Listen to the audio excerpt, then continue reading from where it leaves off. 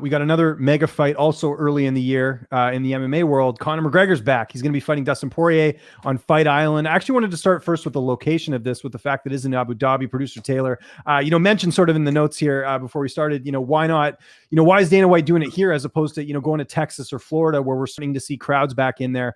I do wonder if Dana, sort of looked at the calendar at the tail end of this year and saw the positive COVID cases. And he's kind of like, you know what? We didn't have any positive tests. Well, maybe not any, but there was like very few positive COVID tests when they did the shows in Abu Dhabi. The government's helping them out, tourism board, whatever. I know there's a lot of comps there in terms of hosting there. I have a feeling that's why they're doing the event there. And I'd also wonder if there, again, is some sort of handshake deal there being like, look, we hosted you all this summer in the middle of the pandemic. That is, the Abu Dhabi, people. We need a big fight and we need a Conor McGregor fight. I wonder if that was part of the deal as well. What do you think of them doing this fight, this mega fight in Abu Dhabi? Yeah, that's a great point. I think that they would want to have those big fights over there. Abu Dhabi, I'm talking about, they would want that on a contractual agreement somewhere. That would make sense for them. Yeah, I mean, I think they're just close. How long has this fight been known about? 2 months now? Yeah, it's been like 2 months. The location, I think it was always sort of known it was going to be on Fight Island, but just because it's, I mean, they can't have this fight at the Apex. There's no way. It's just not. No way. It's a huge fight, right? So it's same thing with Habib and Gaethje, who was on Fight Island as well. So I think that was sort of their thinking there, was like, hey, this is, our bigger fights are going to be on Fight Island. Yeah, so they've known about, so this fight has been announced for 2 months. Yeah, I mean, I think he's just going, I think Dana and the UFC are just going through the process of the agreement they have in place. Between the Apex and between, Abu Dhabi, where they're doing most of those fights at, I think that his contracts have him in those two places. It just makes sense to me. Dana's not the kind of guy, he would see an opportunity and he usually jumps on it. He's never really, so there's a reason why he's not in Texas. There's a reason why he's not in Florida. He has his reasons, and I'm sure that it has something to do with whatever deals he has with Abu Dhabi and those guys. And again, remember, when he went to go find this island for these fights, we didn't know. Like, it was a very scary time because nobody really knew, like, when was sports going to come back? How is it going to work? So I'm assuming that once he did that deal in March or April or May, it was like April, May when he did the deal. The first fight wasn't until June, I believe. So I think that when he signed that deal from then, I think the deal was meant to last longer than that at one time. I think that they plan on doing this until probably a year, or probably into next summer or into the spring at least, so we'll see. Yeah. But anyways, this fight, obviously, huge implications here. We still don't know if it's for a belt. I mean, we're sort of running out of time here. Dana White's supposed to have that meeting with Habib Nurmagomedov. I think at the time we're at right now, I don't think it will be for a belt, because I think if they're going to do that, they got to, I guess it's going to be 5 rounds regardless, but still you wonder if that's going to be added on a little bit later if Habib's like, look, I'm not coming back. But it's an interesting rematch for a couple of reasons. This fight's at 155. Their first fight was at 145. Of course, McGregor knocked him out, I think, in the second round when they first fought a couple of years ago. But Poirier's looked good at lightweight. He's had just 2 losses. One was to Michael Johnson, which was, I think, 9 times out of 10, Dustin wins that fight. He got knocked out in that one. And then the other loss is to Habib. So really, and he's got good wins in there. He's got wins over Gaethje. He's got wins over Max Holloway, who came up and fought for an interim title as well. So Poirier's pretty legit. But it's funny, we were talking about this whole Jake Paul and Ben Askren thing. I see so many people coming out here that are Conor fans that are like, Conor's going to knock him out again in the first round. Like, you're not watching Dustin Poirier's fights if that's what you honestly think. Could Conor do that? Absolutely. But Poirier has gotten better. McGregor hasn't been as active. McGregor's favored in this fight as he should be. I mean, he's definitely has sort of that it factor here. But what do you make of this rematch being at 155, Poirier being a little bit more active? It makes things a little bit more intriguing, I think. Yeah, it's an interesting fight. Don't be surprised if you hear the word interim thrown in there a few weeks coming into the fight instead of undisputed. I wouldn't be surprised at all if you hear the word interim thrown in there. Secondly, it's an intriguing fight because Dustin has gotten better over the years, and he's got some very good wins over the years.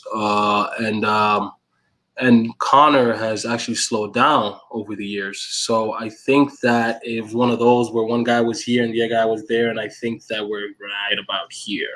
Mm-hmm. I think that's where we're at, maybe closer, tilting, whichever way you want to tilt. If you feel like the guy that was more active, which is Dustin, is better than Conor's, or you think Conor just a little bit better than him.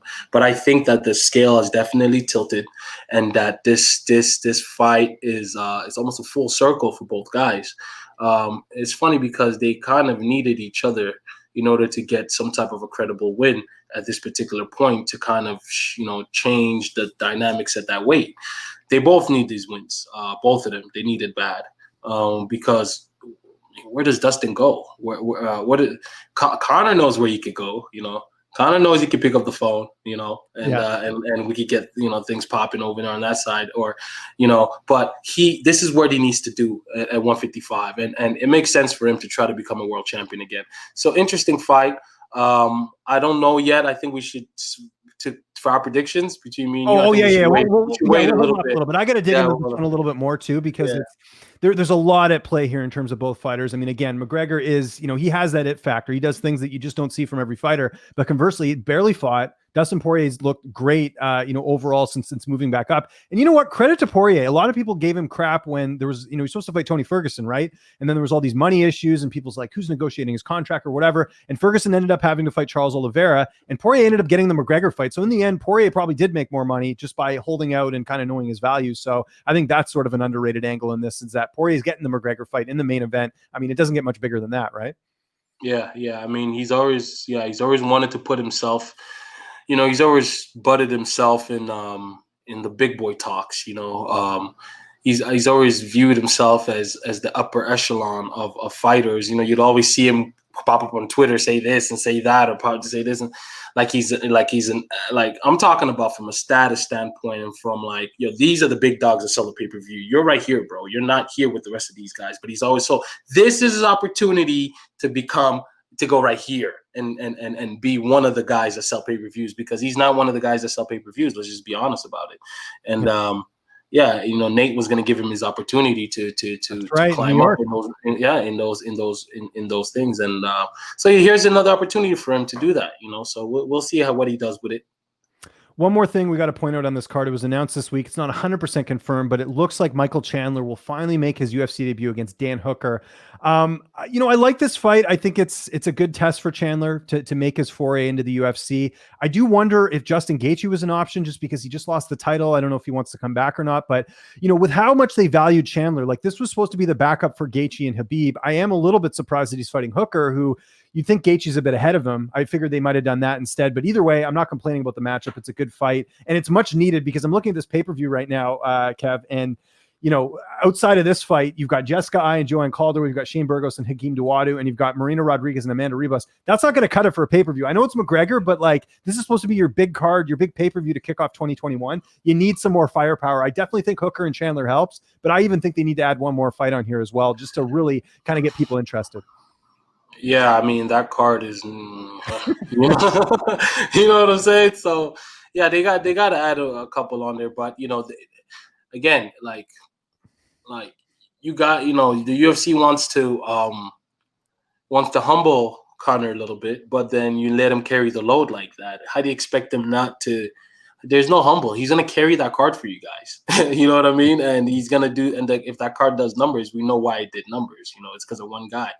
They came to see that one guy. So if you guys want to make it to where he doesn't have so much leverage over you guys, then maybe you should start stacking these cards a little better, so that it all doesn't fall on Conor. Because if this is what the card is, and that card sells, oh shit, you're not gonna hear the last out of that guy. Especially if he wins. Great point. Yeah, exactly. You're not going to hear the last out of him from the UFC. So you guys better stack that card, so that at least some people want to watch some other shit, and you can be like, well, time slot 3, there was 1 million people viewing at that time. So Conor, you didn't get everybody. You know what I'm saying? Exactly. Yeah, you know what I mean? But again, you guys want to humble this guy, but you can't if you keep doing shit like this, because he's going to let you guys know, yo, I carry this pay-per-view. So good luck.